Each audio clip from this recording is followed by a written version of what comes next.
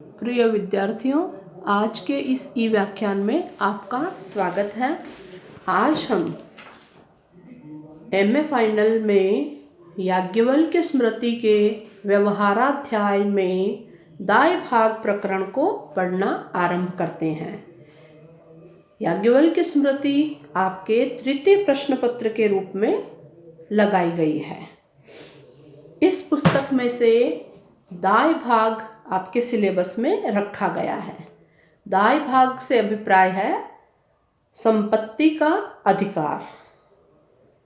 प्रस्तुत है 114वां श्लोक। विभागम चेत पिता कुर्यात् इच्छया विभजेत् सुतान् ज्येष्ठं वा श्रेष्ठ भागेन सर्वे वा स्युः समांशिनः। यहाँ संदर्भ क्या है जानेंगे।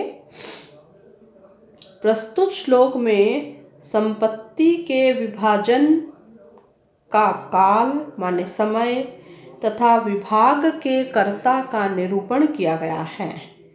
इस श्लोक में विभाजन के कितने प्रकार हैं उसका वर्णन किया गया है। इन्हीं बातों को बताते हुए महर्षि याज्ञवल्क्य कहते हैं, पिता विभागम कुर्यात् चेत। चेत यदि पिता विभागम कुर्यात्, पिता अपनी इच्छा से सुतान विभागम कुर्यात्, पुत्रों में संपत्ति का विभाजन करे, विभजेत विभाजन करे, तो श्रेष्ठ भागेन ज्येष्ठम, श्रेष्ठ भागेन अपनी संपत्ति का श्रेष्ठ धन ज्येष्ठम, ज्येष्ठ पुत्र को दे। सर्वे समांशिना वा स्युः, अथवा सभी पुत्रों को समांशिनः बराबर भाग देकर विभाजित करें। इस श्लोक में याज्ञवल्क्य ने दो मत बताए हैं। पिता यदि अपनी स्वयं की इच्छा से अपने पुत्रों में संपत्ति का विभाजन करता है तो उसे अधिकार है कि वह विषम विभाजन भी कर सकता है, सम विभाजन भी कर सकता है। विषम विभाजन से अभिप्राय है कि वह चाहे तो अपने बड़े पुत्र को अधिक धन दे सकता है, क्योंकि बड़ा पुत्र है वो परिवार के प्रति जिम्मेदारियों का निर्वहन करता है इसलिए। और चाहे तो सम विभाजन भी कर सकता है, यानी सारे पुत्रों में बराबर संपत्ति का विभाग भी कर सकता है।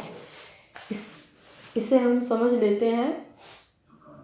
जब पिता स्वयं पुत्रों के विभाजन की इच्छा करता है तब अपनी इच्छा के अनुसार विभाजन करे, परंतु यदि विभाग के प्रति इच्छा को कारण माना जाए तो इच्छा को निरंकुश होने के कारण किसी भी नियम का संभव नहीं हो सकेगा।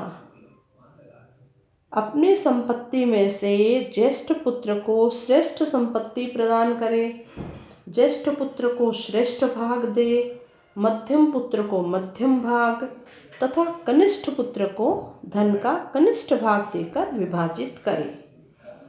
श्लोक में विभजेत पद आया है, वह सभी पदों के साथ में उसका अन्वय होगा।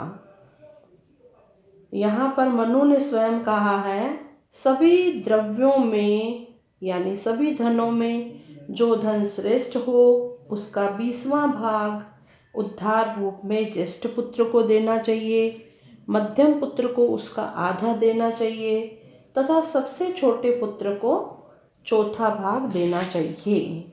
इसी को विषम विभाग कहते हैं। सम विभाग भी कर सकता है। एक पक्ष ये भी कहता है कि पिता चाहे, वा आया है, वा पद माने अथवा पिता चाहे तो सम विभाग भी कर सकता है, अर्थात अपने सभी पुत्रों को समांश भागी बनाना चाहिए, समान रूप से धन वह प्रदान कर सकता है। विषम विभाजन कब करे?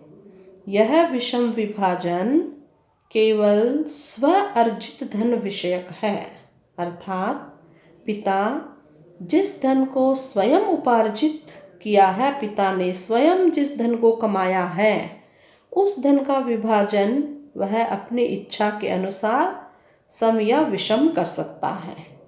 किंतु पितृ परंपरागत धन का जो जायदाद उसके पूर्वजों से मिली हुई है, उस जायदाद का विषम विभाजन वह नहीं कर सकता है। ये श्लोक में इस प्रकार के 2 बंटवारे बताए गए हैं। अब हम अगला सूत्र श्लोक पढ़ेंगे 115। यदि कुर्यात् समानंशान् पत्न्यः कार्या समांशिका न दत्तं स्त्रीधनं यासां भर्त्रा वा स्वशुरेण वा। अन्वय देखेंगे। यदि समान अंशान कुर्यात्, भर्त्रा वा स्वशुरेण वा यासां स्त्रीधनं न दत्तं ता पत्न्यः समांशिका कार्या।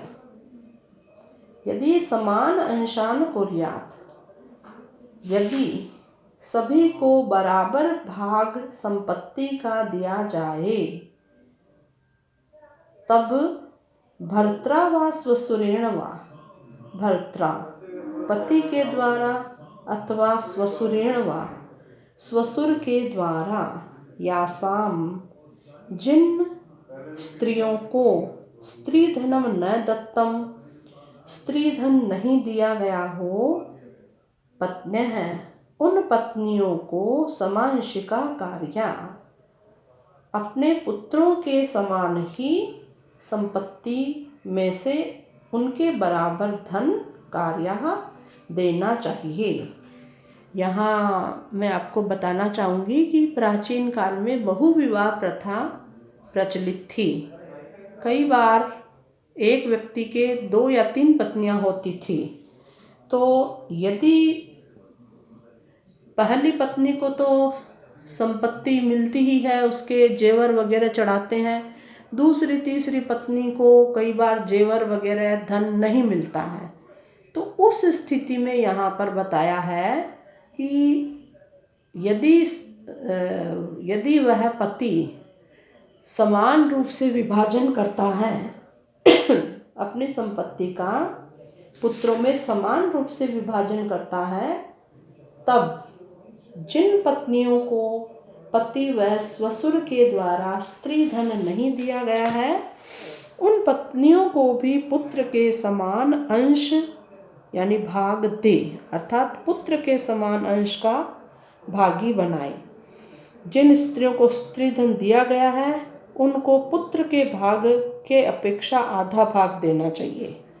जिन्हें बिल्कुल नहीं दिया गया है, उन्हें उन पुत्रों के बराबर धन का बंटवारा करना चाहिए।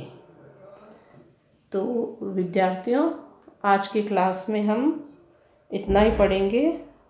हमने इस श्लोक में, पूर्व के श्लोक में समझा है कि पिता अपनी इच्छा से अपनी संपत्ति का सम विभाग और विषम विभाग कर सकता है, लेकिन सम विभाग करे तो अपनी एक से ज़्यादा पत्नियों में भी उसे संपत्ति का विभाग करना होगा।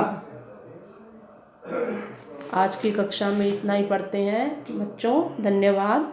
फिर मिलेंगे अगली क्लास में।